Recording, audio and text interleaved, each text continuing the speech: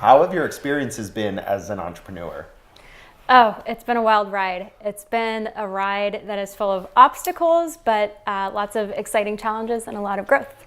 So we have a show, right? A Bold Business, right? Why do you think it's important to interview entrepreneurs and get their stories and listen to their journey?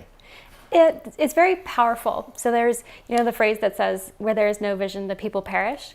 I think it's very important to have people who are telling their stories to give a vision of what's possible. So our audience, our viewers, our people in the community who are watching the Bold Business show can have a vision of what's possible in their lives, and they can apply the lessons that these entrepreneurs are learning in real time into their own ventures. So as you know, it's been kind of an uphill climb for our generation. What do you think entrepreneurship offers our generation?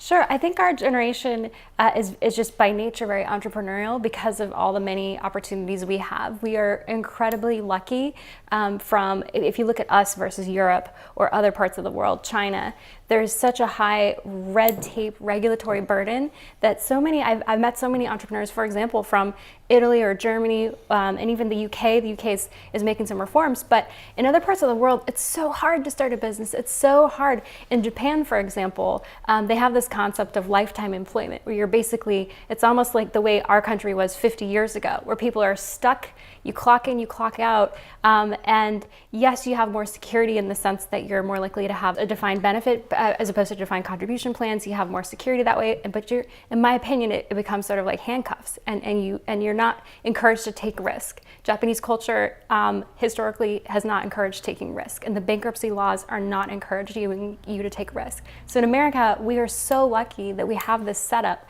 where it's not by accident that Silicon Valley happened in America.